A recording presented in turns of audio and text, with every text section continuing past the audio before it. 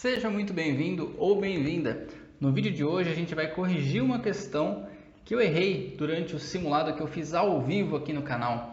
Se você ainda não viu esse vídeo do simulado ao vivo, dá uma conferida no link que eu vou deixar aqui em cima para você. Lá você vai poder ver as questões que eu acertei. E eu separei daquele simulado aquelas questões que eu errei, até porque eu não queria que você ficasse vendo somente o raciocínio errado.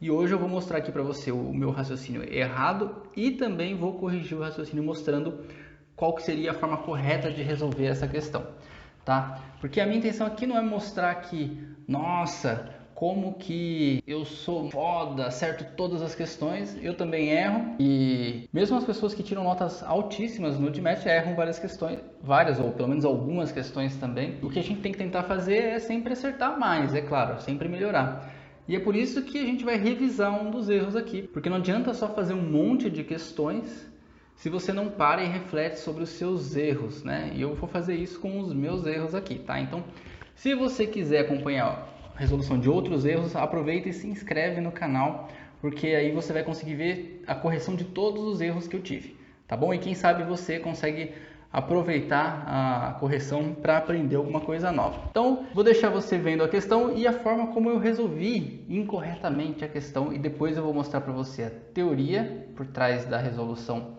E uma teoria bonita de propriedade dos números naturais, divisores basicamente. Eu vou compartilhar essa teoria com você e também a forma correta de resolver o problema. Então presta atenção no exercício. Próxima questão. The positive integer k has exactly two positive prime factors, 3 and 7. If k has a total of 6 positive factors, including 1 and k, what is the value of k? Aí ele te dá duas opções aqui que você tem que considerar separadamente para avaliar qual alternativa é a correta. Esse é o tipo de questão chamada de data sufficiency. Antes da gente continuar, se você quiser tentar resolver essa questão, diz para mim aqui em cima, na enquete, qual alternativa você acha que é a certa. Assim eu vou ficar sabendo também como que você está pensando. E depois a gente compara no final.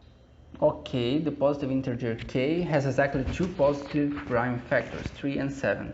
If k has a total of 6 positive factors, including 1 and k, ok, então eu tenho 1, tenho k, ele tem 6 positive factors, um é o 3, outro é o 7, mas a gente pode ter potências do 3, pode ser, por exemplo, 3 elevado, tem mais 2 aqui que eu não sei, então 3 elevado ao cubo e 7, 3 ao quadrado e 7 ao quadrado, 3 elevado a 1 e 7 ao cubo, pode ser qualquer uma dessas.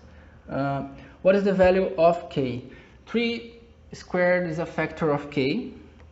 Isso não necessariamente me permite saber o valor de k, porque o fato de 3 ao quadrado ser um fator de k não impede que 3 ao quadrado e também 3 ao cubo sejam fatores de k, então eu não consigo garantir que eu vou ter o 3 ao quadrado e o 7 ao quadrado como fatores.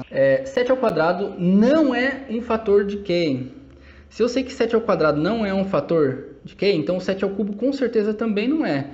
Então, obrigatoriamente, a gente tem aqui o 3 ao cubo e o 7. Isso significa que a alternativa 2 permite a gente descobrir o valor de k. E eu não sei qual é, não quero saber, eu só sei que dá para descobrir. Data sufficiency é esse tipo de questão em que você não precisa descobrir o valor final, aquela resposta da pergunta, what is the value of k? Você só precisa saber se as informações 1 ou a informação 2 ou a informação 2, cada uma separadamente é suficiente ou não para responder a questão. Então vamos lá para não perder mais tempo.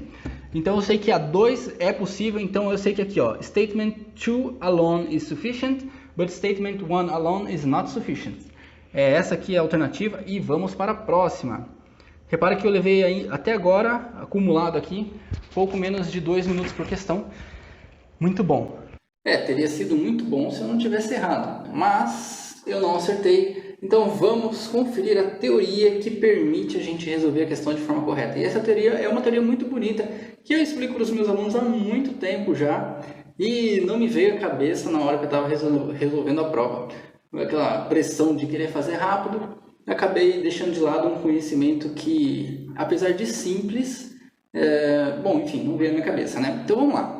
Primeira coisa, antes de a gente falar do exercício, deixa eu explicar para você o seguinte. Imagina que a gente tenha um número, vamos dizer o 6. E eu quero descobrir quais são os divisores do 6. Todos os divisores. Todos os divisores do 6 são 1, 2, 3 e o próprio 6. O que eu quero chamar a atenção para você aqui é o seguinte. Existe uma simetria entre os divisores de um número. Essa simetria está aqui, ó. O 2 vezes 3 dá 6. 1 vezes 6 dá 6. Olha só o que acontece se eu pegar, por exemplo, todos os divisores do 28. O 28 tem como divisores o 1, o 2 porque ele é par, o 3 não, o 4 sim, o 5 não, o 6 não, o 7 sim. Olha só, a partir do momento que eu tenho aqui essa multiplicação aqui, o 4 vezes 7 dando 28, eu consigo dizer também que os próximos divisores do 28 vão formar um parzinho com os que já vieram antes. Então, o próximo vai ser o 14, porque 2 vezes 14 dá 28. E o último vai ser o 28 mesmo, porque aí 1 vezes 28 dá 28. Tá? Então, sempre tem essa simetria entre os divisores de um número.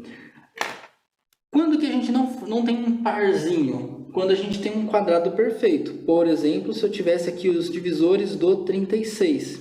Os divisores do 36 são ó, o 1, o 2, o 3 também é, o 4 também é, o 5 não é, o 6 é. E repara que o 6 ao quadrado dá 36, então ele não vai formar um parzinho.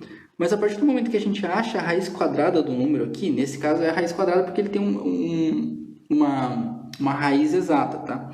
Mas a partir do momento que a gente chega na raiz quadrada, todos os números, todos os divisores que vêm depois da raiz quadrada, quando a gente está elencando esses divisores, vão formar parzinhos com os divisores que já vieram antes. Então, por exemplo, 4 vezes 9 dá 36, 3 vezes 12 dá 36, 2 vezes 18 dá 36 e 1 vezes 36 que dá 36, né? O 6 ele é a raiz quadrada, então ele não vai ter parzinho, ele forma parzinho com ele mesmo, né? Depois todos os outros formam parzinhos com os números, e assim, existe essa simetria, né, de parzinhos que a gente vai formando do meio para as extremidades. E isso sempre vai acontecer, tá? Essa é uma das propriedades dos números naturais, dos números inteiros também. Então, vamos ver como que a gente pode usar essa teoria aqui para resolver a nossa questão. Então, vamos lá. A primeira coisa que a gente tem aqui é que existe um inteiro positivo. Então, positive integer, k, a gente pode tentar querer descobrir quais são todos os divisores dele. A informação que ele dá aqui é que esse número k, ele só pode ser fatorado em fatores primos 3 e 7. Ele não é divisível por 5, não é divisível por 11, não é divisível por 2, nenhum outro fator primo consegue compor o número k. Então tá, e ele fala que o k tem um total de 6 divisores positivos. Então, vou colocar aqui 6 tracinhos para representar os divisores dele. O 1 é o primeiro divisor que aparece e o próprio número, o k, é o último divisor, na ordem crescente aqui a gente tem, tá? E ele fala que o 3 e o 7, como eles são fatores primos, né, eles também são divisores do número. Então tem 3 e tem o 7 aqui. Quer dizer que a gente só não conhece 2 divisores desse número, desse k aqui. E aí, beleza, se a gente só não conhece esses 2, vamos olhar as afirmações que ele faz. Primeiro a gente vai olhar para a afirmação 1, ignorando completamente a afirmação 2, e depois a gente faz o contrário.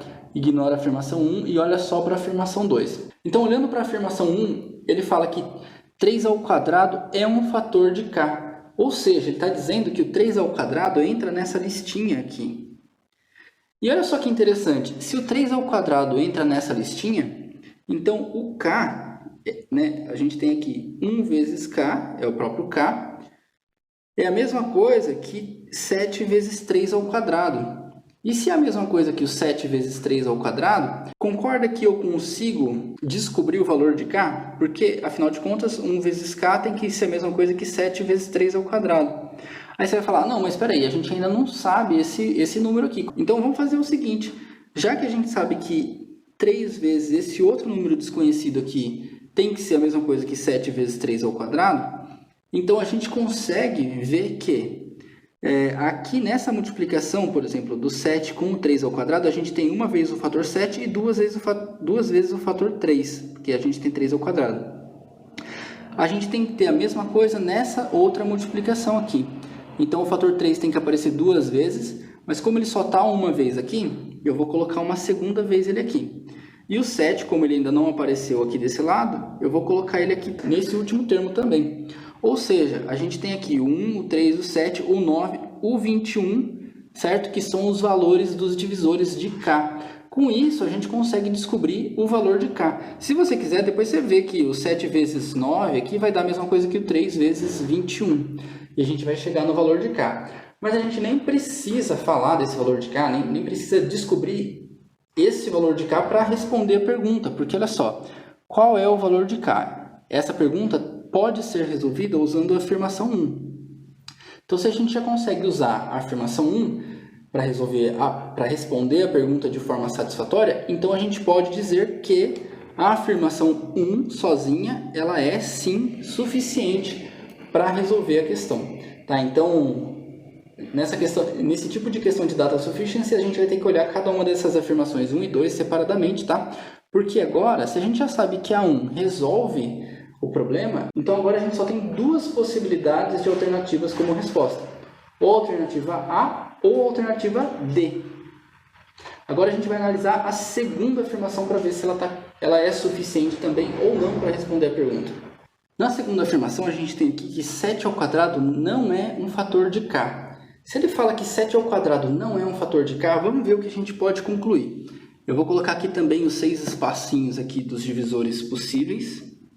Agora a gente não sabe qual exatamente é um fator de K. Ele só fala que o 7 ao quadrado não é fator de K.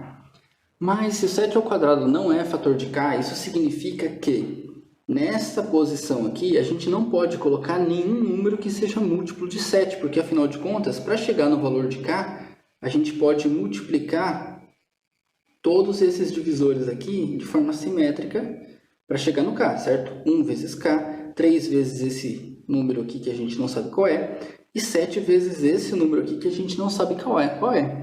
Então aqui, por exemplo, não poderia ser 3 vezes 7, nem 3 vezes, muito menos 3 vezes 7 ao quadrado, ou 3 ao quadrado vezes 7. Não pode ter o 7 aqui, porque se a gente tivesse o 7 aqui, obrigatoriamente o K seria a mesma coisa que 7 vezes alguma coisa que tem 7, e aí o 7 ao quadrado seria um fator de K. Como isso ele fala que não é possível, a gente tem que assumir essa segunda afirmação como verdadeira, agora que a gente está fazendo a consideração dela, então a gente não pode ter nada de 7 aqui. Se não pode ter nada de 7, então a gente vai ter que considerar, por exemplo, que a gente vai ter só uma potência de 3 aqui.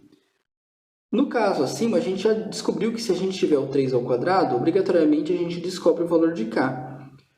Mas, será que aqui vai ser só o 3 ao quadrado? Por que aqui não pode ser o 3 ao cubo e depois a gente tem, sei lá, o 3 à quarta ali, ou 3 vezes 7, enfim. Para começar, se a gente tivesse aqui o 3 ao cubo, isso não seria possível, porque na verdade, o 3 ao cubo, se o 3 ao cubo é um fator de K, então obrigatoriamente o 3 ao quadrado também é. E se o 3 ao quadrado for, a gente já sabe que o outro fator não vai ser 3 ao cubo, vai ser 3 vezes 7.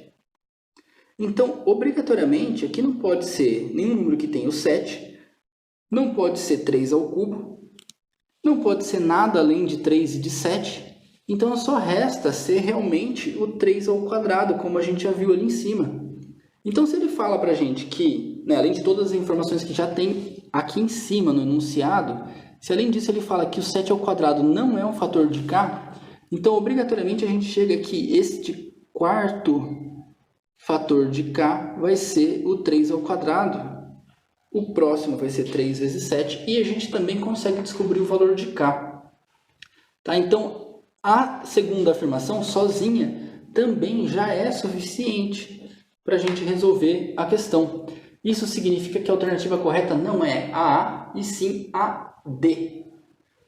Beleza? Se você gostou desse vídeo, não esquece de deixar o seu like. Se você quiser acompanhar outros vídeos relacionados ao GMAT, Não se esqueça de se inscrever e ativar as notificações, porque aí você vai ter acesso também a outros vídeos que eu publicar no futuro. Caso tenha ficado ainda alguma dúvida, deixa nos comentários que eu vou responder a todos os comentários que aparecerem para mim aqui, tá bom? Abraço e até o próximo vídeo.